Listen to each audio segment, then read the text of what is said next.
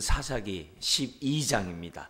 입다에 관한 말씀의 마지막 부분이면서 동시에 입다 이후로 삼손이 등장하는데요. 그 사이에 약 25년 동안 평화의 시대, 그 기간 동안 3명의 사사들이 나옵니다. 일명 소사사라고 그러죠. 그 사람들의 행적이 나오게 되고, 근데 우리가 잘 아는 삼손이 나오고, 그 삼손을 끝으로 이제 사사기의 중요한 얘기들은 이제 본론은 끝나게 됩니다. 그리고 이제 뒤에 결론 부분에서는 종교적으로 정치적으로 얼마나 그 당시 사사 시대 350년 이 기간이 정말 타락했는지를 이제 사건들을 통해서 우리에게 알게 해주는 결론 부분이 이제 등장하게 됩니다. 오늘 우리 이제 12장 우리 이제 입다의 마지막 부분을 보겠는데요. 6절까지 한 절씩 교도하시겠습니다. 에브라임 사람들이 모여 북쪽으로 가서 입다에게 이르되 내가 암몬 자손과 싸우러 건너갈 때 어찌하여 우리를 불러 너와 함께 가게 하지 아니하였느냐. 우리가 반드시 너와 네 집을 불사리라 하니 입다가 그들에게 이르되 나와 내 백성이 암몬 자손과 크게 싸울 때 내가 너희를 부르되 너희가 나를 그들의 손에서 구원하지 아니한 고로 나는 너희가 도와주지 아니하는 것을 보고 내 목숨을 돌보지 아니하고 건너가서 암몬 자손을 쳤더니 여호와께서 그들을 내 손에 넘겨 주셨거늘 너희가 어찌하여 오늘 내게 올라와서 나와 더불어 싸우고자 하느냐 하니라. 입다가 길르앗 사람을 다 모으고 에브라임과 싸웠으며 길르앗 사람들이 에브라임을 쳐서 무찔렀으니 이는 에브라임의 말이 너희 길르앗 사람은 본래 에브라임에서 도망한 자로서 에브라임과 므낫세 중에 있다 하였음이라. 길르앗 사람이 에브라임 사람보다 앞서 요단강 나루턱을 장악하고 에브라임 사람의 도망하는 자가 말하기를 청하건대 나를 건너가게 하라 하면 길르앗 사람이 그에게 묻기를 내가 에브라임 사람이냐 하여 그가 만일 아니라 하면 그에게 이르기를 쉿볼레라 바르마라 하여 에브라임 사람이 그렇게 바로 말하지 못하고 쉿볼레라고 이라 발음하며 길르앗 사람이 곧 그를 잡아서 요단강 나루턱에서 죽였더라. 그때 에브라임 사람의 죽은 자가 42,000명이었더라. 아멘. 이제 입다의 이제 마지막 봅니다만 길르앗 사람 입다는 서자의 이 출신이죠. 이제 그 기생의 출신으로서 이제 서자죠.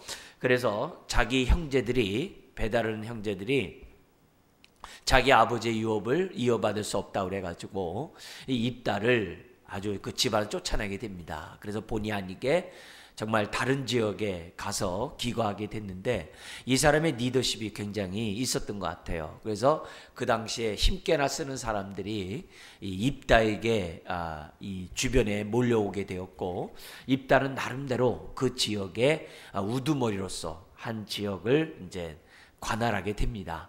그러자 이제 암몬이 이스라엘을 이제 공격하기 위해서 지금 이 진을 치게 되는 그런 위기를 이제 겪게 됩니다. 그 당시 암몬으로부터 18년간 압제를 당하고 있었고 많은 것 조공을 바쳐야만 하는, 그래서 그들의 삶이 얼마나 공고했든지 하나님 마음이 아팠다 그래요. 그런데 그런 가운데 그 암몬이 공격하자는 그런 상황에서 이 길르앗 사람이 자기네들 가운데서 누가 나가서 싸울 수 있느냐? 아무도 못 싸우는 거예요. 근데 그런 가운데 입다라는 그 사람의 소식을 익히 잘 알고 있었기 때문에 입다를 청하여 우리의 사사가 되게 달라고 그래요. 그런데 거기서 하나님이 이 입다를 통해서 이스라엘 구원하는 그런 놀라운 일이 이제 나타나게 되죠. 그죠? 그런 사건 가운데 출전하기 전에 만약에 우리 집안에서 나를 제일 먼저 마중난다면 그를 내가 하나님께 번제를 드리겠다. 근데 앞불사 누가 나와요? 자기 무남동녀인 이 외동딸이 나와가지고 정말 환영을 하는 거예요. 그래서 안타깝게 그 소녀를 갖다가 이제 번제로, 번제를 드리는 것이 실제적으로 불로 태워 죽였느냐 아니면 평생 남자를 알지 못하는 자로 하나님을 섬기게 했느냐는 이 해석에 좀 차이가 있다라고 했어요.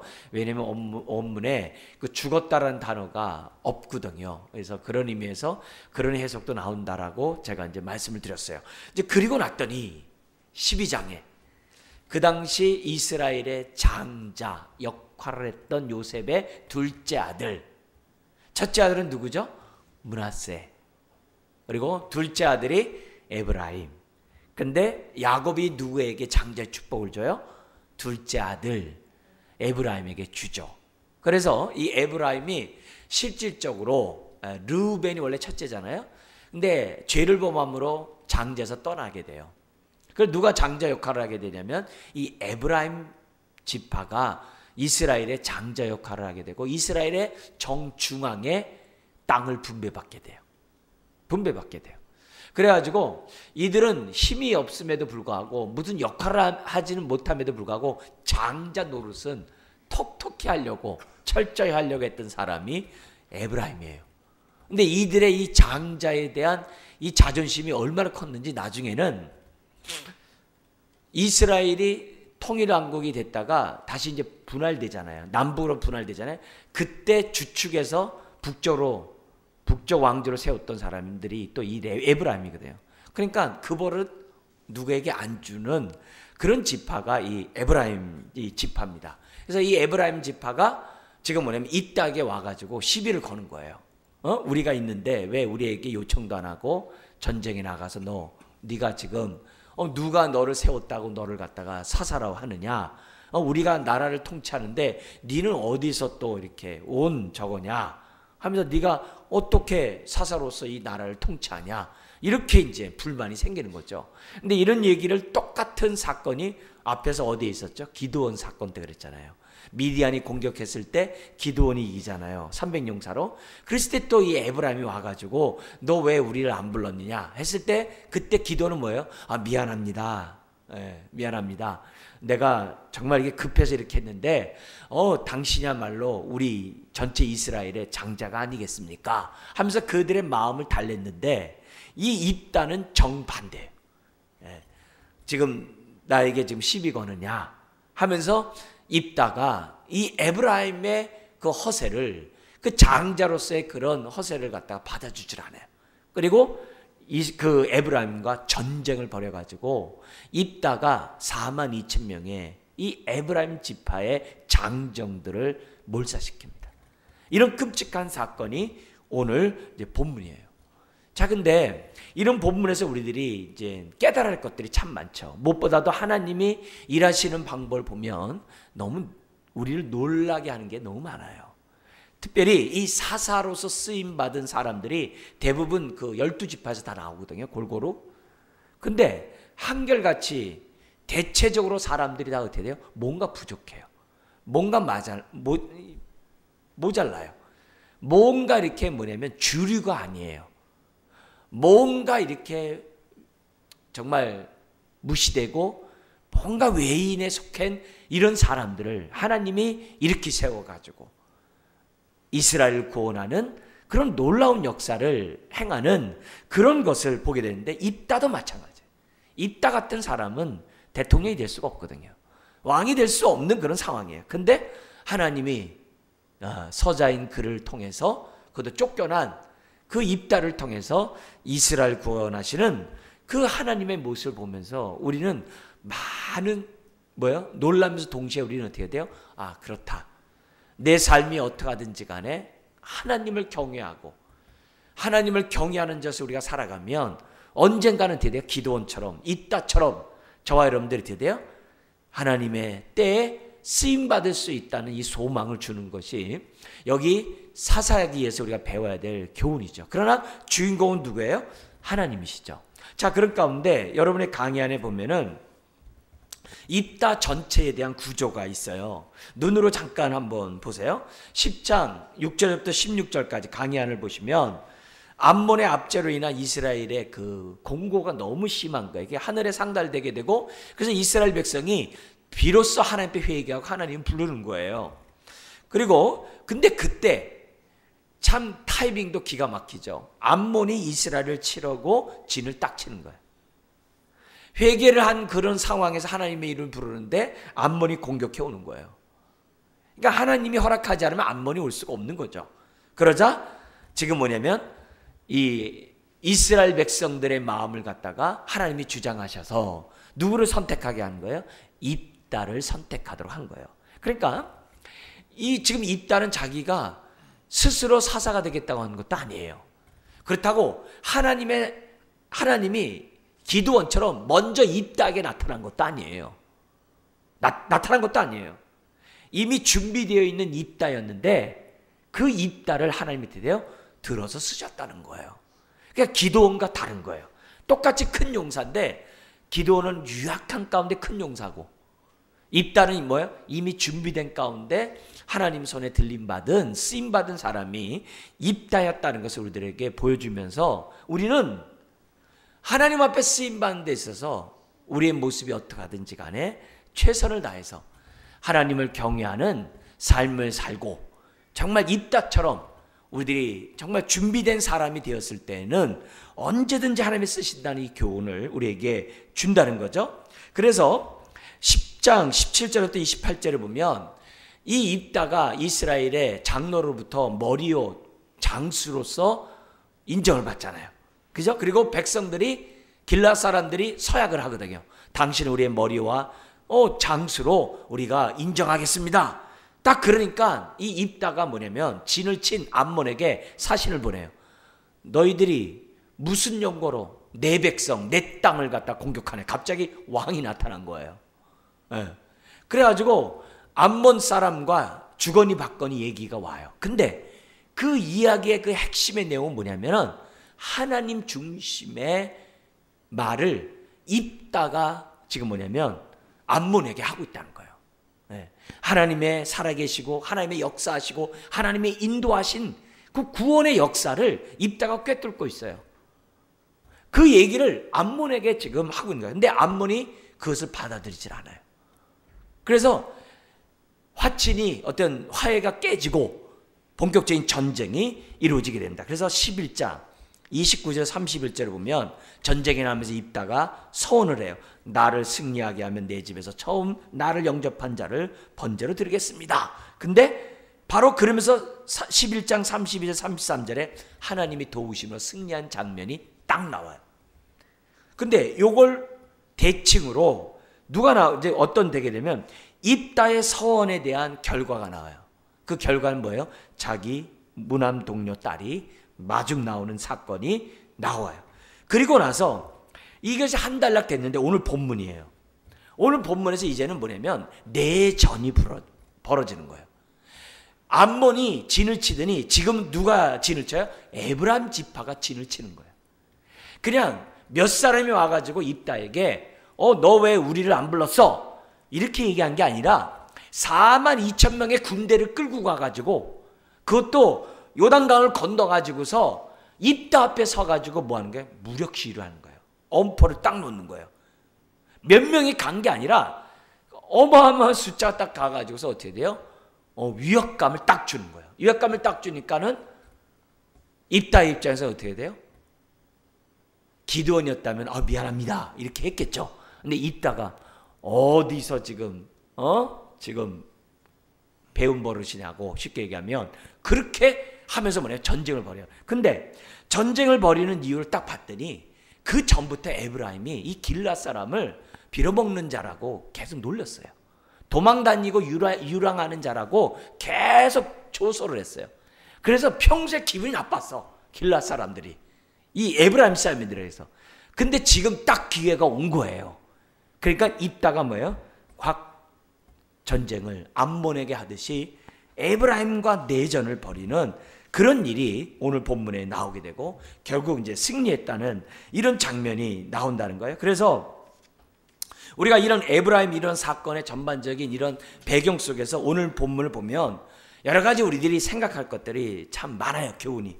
자, 우리 강의 한 계속 보시면서 오늘 우리가 읽었던 이 12장 1절에 7절에 보면은 왜 이런 싸움이 생겨나게 됐는가? 다른 게 아니라 이 고질적인 죄악 때문에 이런 일이 발생했다는 거예요. 특별히 어떤 고질적인 죄악이었어요? 에브라임 지파의 뭐예요? 장자 역할을 정말 어떻게 하든지 간에 자기 기득권을, 어떤 주도권을 끝까지 쥐고자 하는 이 교만함이 고질적인 병으로 작동을 함으로 끔찍한 내전이 벌어졌다는 것을 우리들에게 보여줍니다. 그래서 1절을 보면은 이 에브라임 지파가 입닥에 가서 하지 말아야 될 말들을 막 쏟아놔요. 그러면서 뭐라 하냐면 1절 끝에 보면은 우리가 반드시 너와 내 집을 불사르리라 라고 하면서 엄포를 놨다는 거죠. 네. 여러분, 이게 할 말입니까? 오히려 에브라임 지파가 뭐예요? 우리가 하지 못한 일을 당신이 했군요. 당신 정말 하나님이 함께하지 않으면 도저히 이런 일은 있을 수 없는 일입니다. 우리 하나님을 찬양합니다 하면서 입다를 인정했으면 얼마나 좋겠어요. 근데 이 에브라임 지파의 안에 있는 이 자존심이 그것을 허락하지 못하는 거예요. 허락할 수 없는 거예요. 그러니까 오히려 뭐예요? 옛날에 기드온처럼 고개를 숙일 줄 알고 왜 우리에게 이렇게 했느냐라고 지금 뭐예요? 아주 당당하게 얘기를 한 거죠. 근데 안타깝게도 입다가 그것을 그대로 받지 아니하고 옛날서부터 받았던 이 상처, 우리 4절 같이 한번 읽어볼까요? 입다가 길라 사람을 다 모으고 에브라임과 싸웠으며 길라 사람들이 에브라임을 쳐서 무찔렀으니 이는 에브라임의 말이 너희 길라 사람은 본래 에브라임에서 도망한 자로서 에브라임과 므낫세 중에 있다 하였습니다. 자, 그러므로 오늘 우리들이 여기서 우리가 알아야 될 것은 뭐냐면 지금 에브라임 태도가 결국 전쟁에 벌어지게 되는 원인이 됐잖아요. 오늘날도 우리들이 우리 이웃과 우리 가족과 우리 지체들과 싸우는 이유들 보면 뭐예요? 다 이 자존심 싸움일 때가 많거든요. 그래서 자존심이 한번 이렇게 상처를 받으면 평생 잃지를 못해요. 힘 있는 사람은 그 무력으로 자기 권력으로 짓누르려고 하고 힘이 없는 사람은 어떻게 돼요? 어떻게 하든지 간에 비협조적으로 어떻게 하든지 간에 비판함으로 상대방을 대하려고 하는 것이 우리들의 자존심이거든요. 그런 의미에서 오늘 이 자존심 때문에 끔찍한 내전이 벌어지게 되거든요. 이 자존심 때문에 교회가 갈라질 수도 있고 가정이 갈라질 수도 있고 우리가 한평생 같이 했던 이웃과 갈라질 수 있다는 사실을 저와 여러분들이 잊어서는 안 돼요. 그래서 고린도 교회와 이 바울과의 관계 속에서 이 바울이 고린도 교회를 깨버리는 게 아니라 고린도 교회를 세우고자 바울이 취했던 행동이 있었어요. 여러 가지 행동들이 다 뭐 바울은 교회를 세우는 거였습니다만 특별히 뭐냐면은 바울이 교회를 세우고자 하는 가운데 하나가 뭐 있었냐면은 사도로서의 기득권을 주장하지 않는 거였어요. 그래서 의도적으로 바울은 고린도 교회에게 그 편지를 써요. 내가 마땅히 사도로서 너희들에게 생활비를 받고 내가 사도로서 너희들의 모든 것들을 나를 후원해 주는 것을 내가 받을 베드로처럼 권리가 있지만 나 하지 않았다 그래요. 왜 그랬냐면 그 당시 고린도 지역에 철학자들이 동네마다 다니면서 강연을 하고 헌금을 받았어요. 강연료를 받았단 말이에요. 그래서 그걸 받고 그들은 생계를 유지했어요. 혹시라도 사도 바울이 고린도 교회에서 하나님의 말씀을 전하는데 그것을 철학 사상 중에 하나로 받아들일까 봐, 복음을 받아들이는 게 아니라 하나의 이론을 받아들일까 봐 바울은 처음부터 마음에 결정을 해요. 내가 고린도 교회인들에게 생활비를 내가 받지 않겠다. 그래서 바울이 뭐냐면 정말 자비량 선교를 갖다가 바울이 행하거든요. 그러면서 바울이 한 말이 뭐냐면 나 기득권 주장 안 하겠다. 내가 갖고 있는 권리 요구하지 않겠다. 이렇게 바울이 나와요. 그 얘기는 뭐예요? 바울이 갈라디아서 5장에서 13절 이하에 했던 말처럼 자유를 나를 위해 쓰지 말고 다른 사람을 자유케 하기 위해서 내가 종됨의 삶을 살겠노라 했던 그 자유의 정신을 바울이 어떻게 돼요? 그게 복음의 정신 아니에요? 복음의 정신대로 설교할 뿐만 아니라 그가 살았다는 것을 우리들에게 보여주는 거예요. 그러니까 뭐가 없는 거예요? 다툼이 없는 거예요. 심지어 고린도 교회 바울파와 아볼로파가 막 싸웠거든요. 바울이 뛰어나다, 아니다 아볼로가 뛰어나다, 바울이 잘생겼다, 아니 아볼로가 잘생겼다. 물론 그렇게 하는 사람 없겠죠. 바울은 못생긴 건 누구나 다 알거든요. 그러나 아볼로는 잘생긴 거는 뭐 그건 다 알아요. 뭐 어쨌든 그렇게 하면서 서로 뭐예요? 아볼로가 젊고 아주 이성적이고 아주 율법적으로 아주 탁월했거든요. 그래서 이 아볼로가 가는 곳마다 하나님의 말씀이 막 그냥 막 정말 너무나도 아주 멋있게 전달됐거든요. 그러니까 사람들이 바울보다 아볼로를 막 따르거든요. 그래서 서로 싸운단 말이에요. 그랬을 때에도 바울이 어떻게 돼요? 자기 기득권을 주장하네요. 나랑 아볼로랑 비교해? 말이 안 된다는 거죠. 그거는요, 목사와 지금 어떻게 돼요? 주일학교 아이들 중에 좀 성경 안다는 애가 지금 뭐냐면 말씀을 가르치고 있는데 그 아이가 애들한테는 선생이에요. 근데 그 아이와 저하고 비교하는 것도 비교하지 않을 정도로 할 수 없을 정도로 아볼로와 바울은요 하늘과 땅 차이예요. 그만큼 바울은 대사도예요. 그런데도 불구하고 바울은 뭐예요?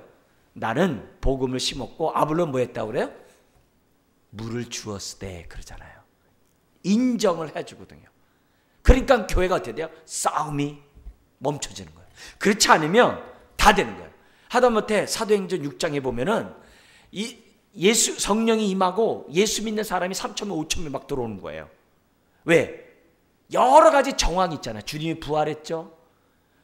무덤을 지키던 로마 군병들이 돈을 받고서 갑자기 지금 뭐예요?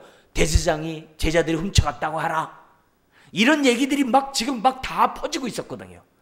그럴 가운데 성령이 딱 임하니까 그들의 마음이 막 어찌할꼬 하면서 회개하는 일이 벌어져가지고 졸제 수만 명이 된 거예요. 그랬을 때 문제가 뭐가 발생이 돼요? 사탄이 그 교회를 갖다 어떻게 돼요? 파하기 위해서 기득권 전쟁을 딱 시키는 거예요. 그래서 어떤 기득권 전쟁을 딱 시키냐면은 구제를 하는데 헬라파, 그러니까 뭐 유대인 가운데 외국에서 살던 과부와 또 이스라엘 경내 안에서 살던 그 과부와의 뭐냐면 복지 혜택 때문에 싸우게 만든 거예요. 그래서 그 가운데 뭐냐면은 이스라엘 안에 있는 이 과부들에 대해서 서로 잘 알기 때문에 우리도 서로 동네는 잘 알잖아요. 다른 동네에서 온 사람 잘 모르잖아요. 마찬가지예요. 헬라파에 있는 다른 나라에 있었던 유대인들이 예루살렘에 왔다가 오순절날 왔다가 성령 받고 크리스찬이 됐단 말이에요. 그러니까 이런 사람이 누가 과부인지 모르는 거예요. 그러다 보니까는 헬라파 유대 그리스도인 입장에서 볼 때는 이거 차별이다.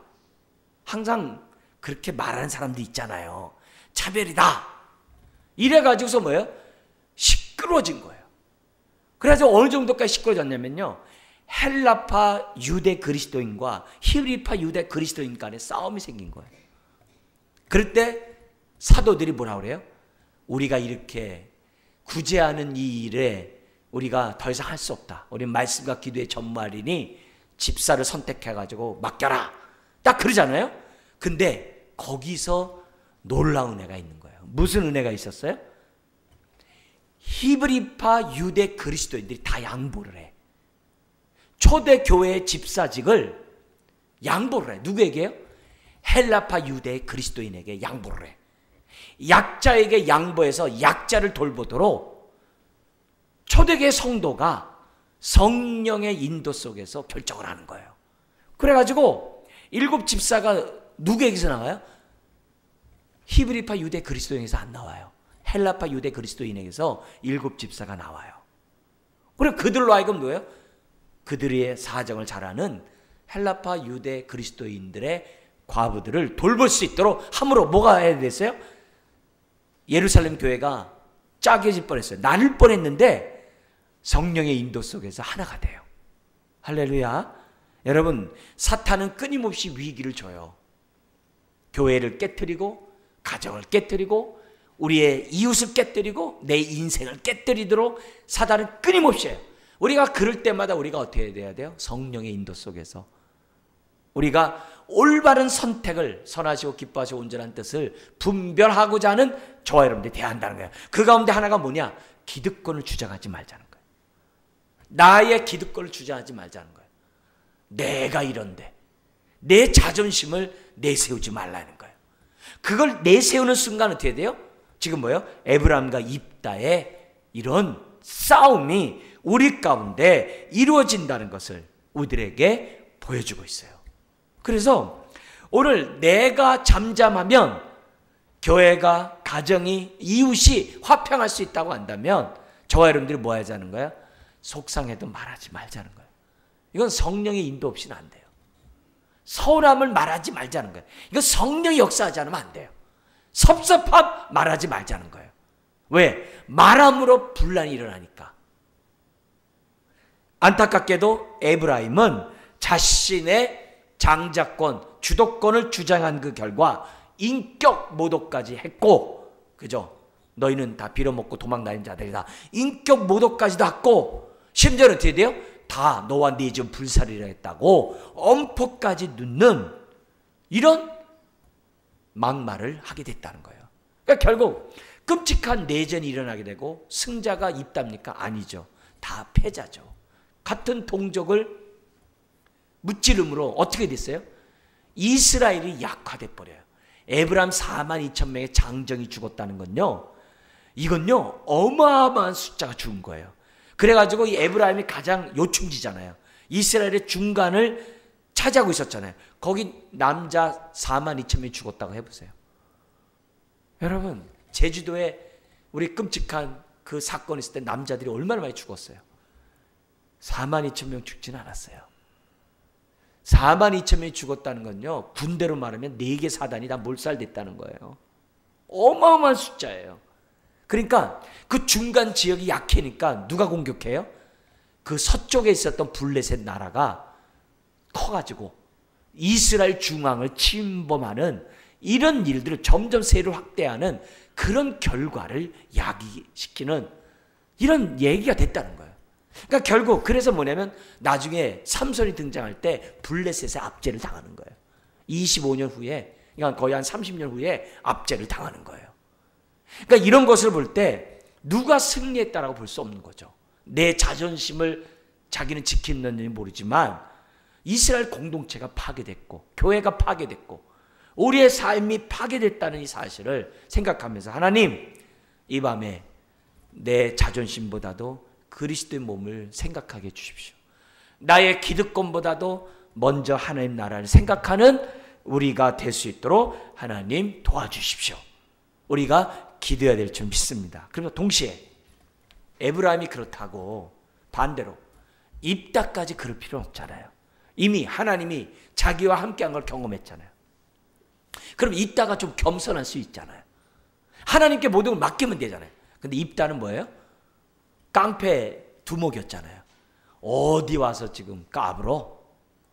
하나님의 능력 속에서 이 암몬 족속을 무찔렀던 그 전과가 자기가 뭐야? 전쟁에 승리했던 그 경험이 에브라임? 이거 하모탄이다 해가지고 에브라임과 전쟁을 선포한 거예요. 만약에 있다가 겸손해서 그 순간에 자신의 자존감을 죽이고 하나님의 뜻을 따랐다고 한다면 에브라임과 전쟁했을까요? 아니죠. 안타깝게도 입다 역시 무자비하게 에브라임 사람을 죽여요. 심지어 요단강 전쟁에서 이겼는데도 패전병들이 자기네 고향으로 돌아가거든요. 패전병들보다 먼저 야복강가 딱 지쳐가지고 우리 경상도 사람들이 못하는 쌀 이거 잘 못하잖아요, 그죠? 예? 살 못하듯이 여기 보면은 그 불과 얼마 정말 이렇게 하지도 않았는데 벌써 발음에 차이가 생긴 거예요. 같은 민족이었는데 이 사사기 시대를 지나오면서 벌써 발음이 달라진 거예요. 쉿벌레하고 발음시키는 거예요. 저는 정확하게 발음했어요. 예?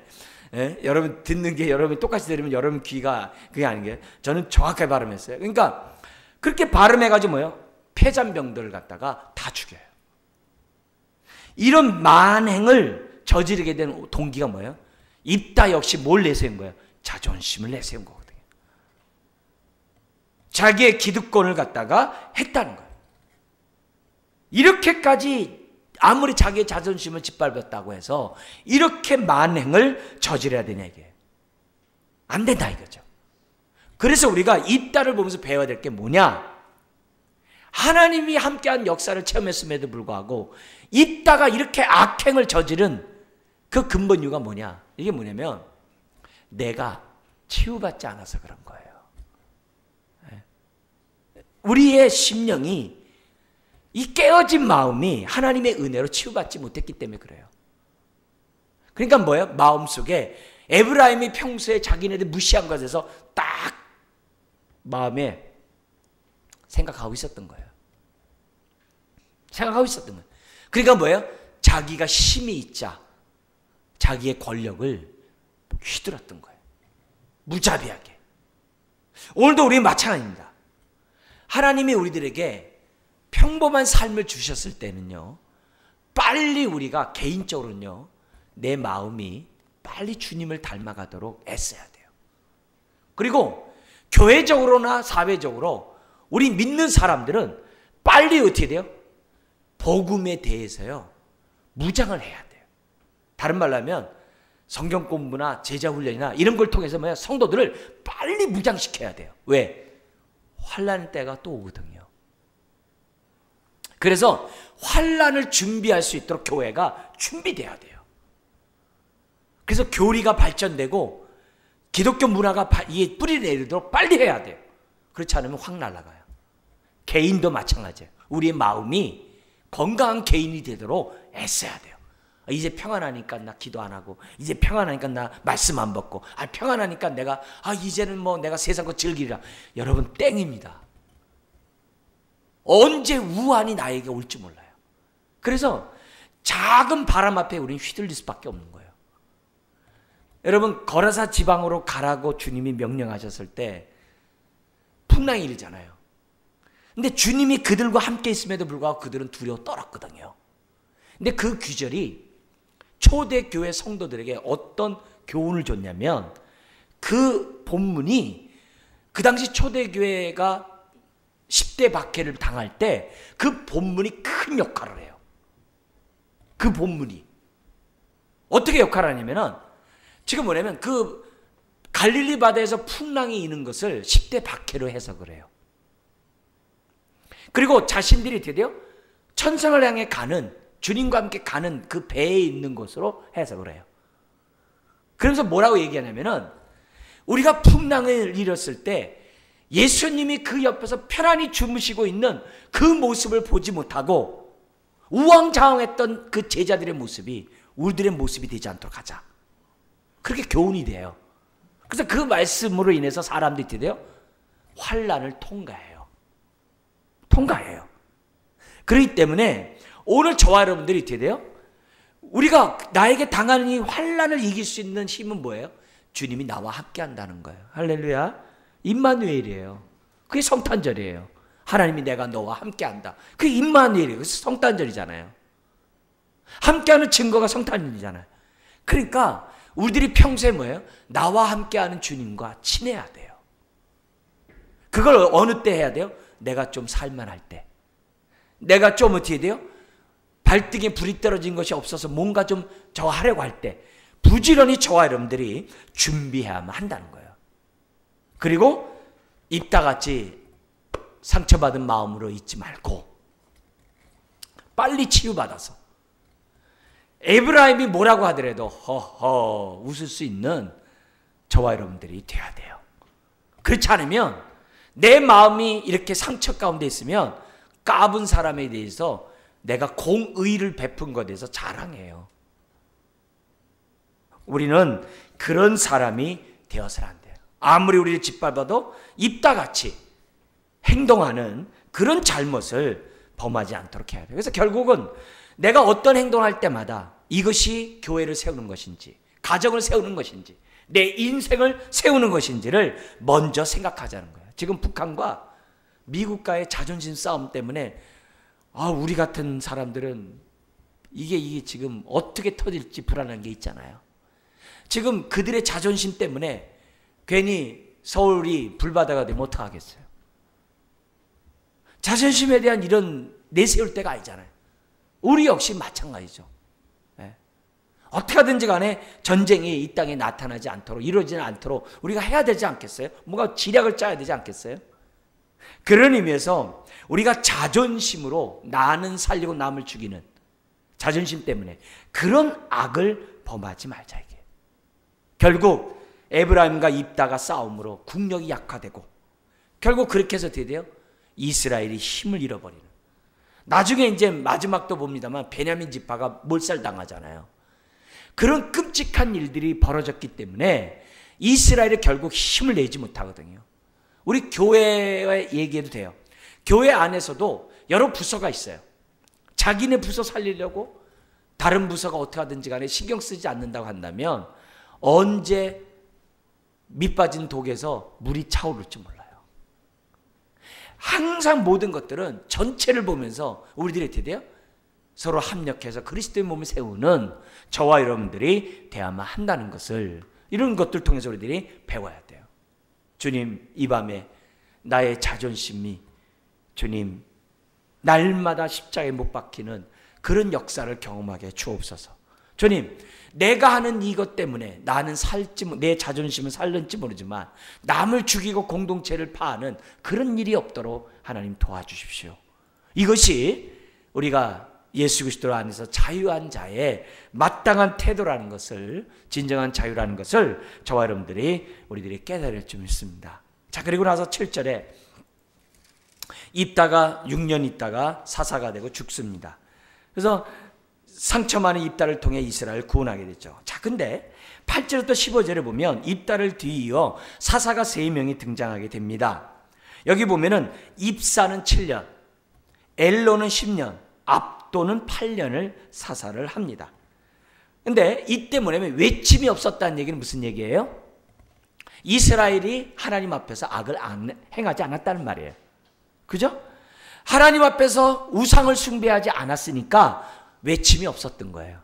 그러니까 이 3명의 사사 25년 동안, 입다까지 얘기하면, 입다 6년까지 얘기하면 31년 동안 이스라엘에 뭐가 와요? 평화가 오게 됩니다.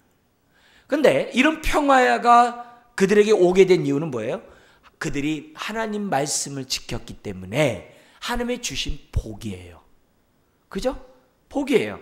그래서 하나님이 그의 삶을 평강으로 인도하셨다는 것을 우리들에게 보여줍니다. 자, 그런 가운데 자손들이 번성하게 되는데 그게 이제 8절에서부터 이제 15절에 나오게 되는데요. 우리가 이 시간에 우리가 정말 주목해야 될 사건이 성경에 나옵니다.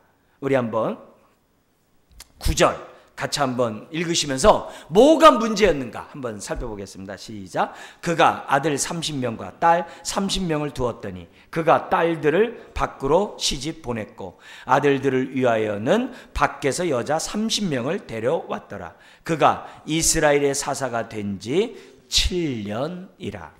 여기서 자기 자식들 60명을 결혼을 시켰는데 안에서 결혼시킨 게 아니라 밖에서 결혼시켰다고 그래요. 이 밖이 뭘까요? 네? 밖이 뭘까요? 이게 밖이 뭐냐면 자기네 지파 말고 다른 지파와 결혼했다고도 우리가 해석할 수도 있겠죠. 근데 이 밖이라는 개념은 뭐냐면 그 당시에 이 블레셋 사람들과 그 이방 사람들과 이렇게 서로 이렇게 주거니 받거니 왕래하면서 많이 살았던 거예요. 그러니까 여기 나오는 이 입사는 자기 자식들을 아마 지금 왜냐면 통치를 해야 되니까 우리 옛날에 뭐 왕건 하면 어떻게 돼요? 호족들하고 막 결혼시키잖아요. 그래서 결혼들을 많이 해가지고 나라를 안정시키는 그런 게 있잖아요.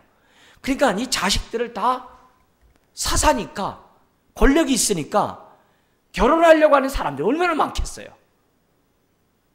그러니까 이 말씀 속에는 뭐가 들어있냐면 벌써 불신앙적인 요소가 들어가 있는 거예요. 그리고 그 외부에 결혼한 사람들의 그 모습을 어떻게 해석하냐면은, 극단적으로 얘기한다면은, 거기 블레셋을 비롯한 이방 사람들과 가나안 토착민들과 결혼했다고도 볼 수 있는 거예요. 그리고 이것은 이 사람이 입산이 죽고 18년 후에 18년 후에 어떤 일이 벌어지냐면 삼손이 등장하지 않으면 안 되는 그 고통의 시기가 이스라엘 가운데 왔다는 거예요. 결국 뭐예요? 우리가 이것을 그 60명의 자식들을 밖에 결혼한 그 결과 이스라엘 전체가 영적으로 혼탁해지고 그만큼 그들이 하나님의 말씀 앞에 서지 못하게 되고 우상을 섬기는 자들과 결혼하게 되고 결국은 이스라엘의 쓴뿌리가 되게 한 사사가 누구냐? 입산이라는 거예요. 그래서 평화의 때에 저와 여러분들이 조심해야 할 게 뭐예요? 빨리 주님을 닮아가는 저와 여러분들이 돼야 돼요. 그리고 평화의 때 우리 서로 피차 가르치고 겉면에서 빨리 그리스도의 장성한 분량까지 자라가야 돼요. 그렇지 않으면 위기 때에 팍 넘어가요. 나도 모르는 사이에 잘못된 선택을 해서 우리가 사자 입속으로 들어간다고. 오늘 이 메시지 속에서 다시 한번 우리 이 밤이 어떤 사람에게는 위기 때일 수 있고 어떤 사람은 그래도 위기가 지난 분들도 있을 수 있고 또 다른 위기를 맞이하는 사람들이 다 있을 거예요. 이때 오늘 이 입다의 모습을 보면서 우리들이 배워야 될 것은 하나님, 내 생각과 내 결정이 하나님의 뜻대로 하는 자 되게 해 주옵소서. 우린 그걸 놓고 저와 여러분들이 기도해야 될 줄 믿습니다. 그래서 내가 악의 쓴뿌리가 되지 않도록 그걸 잘라버리는 자가 될 수 있도록 하나님 나를 도와주십시오. 더 나아가서는 에브라임과 입다같이 그 마음에 자존감 내세우다가 서로 피보는 그런 행동들을 하지 않도록 나에게 은혜를 베푸시고 치유를 베풀어 주옵소서. 그래서 나 때문에 삼손 같은 사람이 생겨나지 않도록, 나 때문에 악을 행하는 그런 후손이 생겨나지 않도록 하나님 나에게 은혜를 베풀어 주옵소서. 우리 기도하는 저와 여러분 되기를 주의 이름으로 축원합니다. 기도하겠습니다.